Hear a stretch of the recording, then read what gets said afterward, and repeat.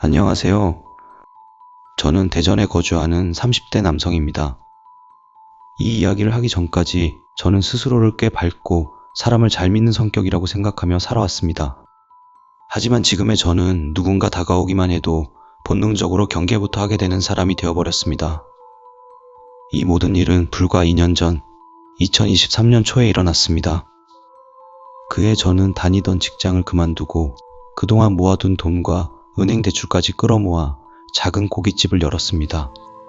크진 않지만 제 인생을 걸고 시작한 가게였고 성공하겠다는 각오도 확고했습니다. 문제는 사람이었습니다. 서빙을 도와줄 아르바이트생이 꼭 필요했지만 지원자는 거의 없었고 그나마 뽑아도 며칠 못 가 연락 한 통 없이 그만두기 일쑤였습니다.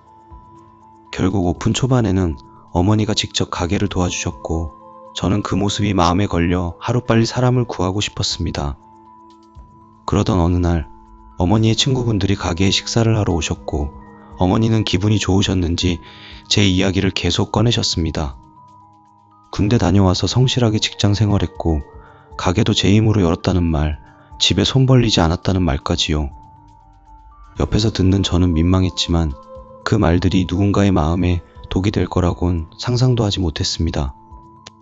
그날 밤 어머니는 제게 한 가지 이야기를 꺼내셨습니다. 친구 중 한 분이 일 잘하고 참한 아가씨를 소개해 주겠다고 했다는 말이었죠. 자영업을 하는 분이라 사람 보는 눈도 확실하다며 걱정 말라고 하셨고 저는 그 말에 큰 기대를 품게 됐습니다. 며칠 뒤 그분의 소개로 수지라는 여성이 가게를 찾아왔습니다. 20대 중반의 나이, 싹싹한 말투, 단정한 인상. 무엇보다 손님 응대가 너무 자연스러워서 단골들이 단번에 좋아하게 됐습니다. 수지가 온 뒤로 가게 분위기는 눈에 띄게 달라졌고 매출도 조금씩 오르기 시작했습니다. 저는 어떻게든 이 사람을 오래 붙잡아야겠다는 생각뿐이었습니다. 급여도 꼬박꼬박 챙겨주고 일이 끝나면 밥도 사주며 가까워졌고 매일같이 붙어 지내다 보니 어느 순간 저는 수지를 직원이 아닌 여자로 보고 있었습니다. 그러다 결국 고백을 했고 수지는 뜻밖에도 처음부터 저에게 호감이 있었다고 말했습니다. 그 순간 느꼈던 기쁨과 동시에 설명할 수 없는 묘한 불안감. 지금 생각해보면 그게 첫 경고였던 것 같습니다. 우리는 연인이 되었고 그때부터 제 인생은 서서히 무너져가기 시작했습니다. 연인이 된 뒤 수지는 점점 지각이 잦아졌고 일에 대한 태도도 달라졌습니다. 하지만 저는 사장이면서도 아무 말도 하지 못했습니다. 수지 때문에 가게를 찾는 손님들이 많았고 무엇보다 결혼까지 생각하고 있었기 때문입니다. 그러던 중 가게 매출이 자꾸 맞지 않는 일이 생기기 시작했습니다. 하루에 몇만 원씩, 많게는 10만 원 가까이 비는 날도 있었죠. 의심하고 싶지 않았지만 마음 한구석에 불안이 자리 잡았습니다.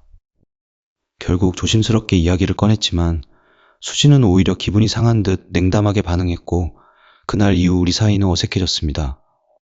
나중에 알게 된 사실은 어머니가 수지를 예뻐하시며 용돈을 주셨고 현금이 없어 가게 금고에서 꺼내준 것이 원인이었습니다. 저는 그 사실에 죄책감을 느끼며 수지에게 더 잘해주려고 애썼습니다. 그렇게 1년이 지나 결혼 이야기가 오갔고 그때 수지는 제게 5천만 원의 빚이 있다고 털어놓았습니다.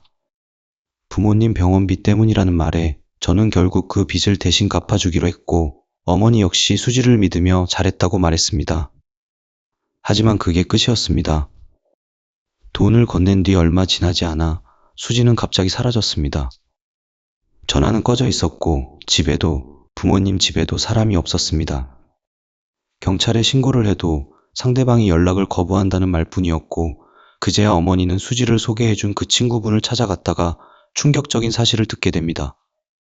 수지는 평범한 직장인이 아니라 유흥업소에서 일하던 사람이었고 모든 건 우연이 아니라 시작부터 의도된 만남이었을지도 모른다는 이야기였습니다.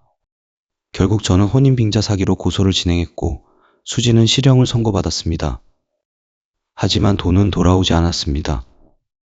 제 인생에서 가장 무서웠던 건 귀신도 범죄 현장도 아니었습니다.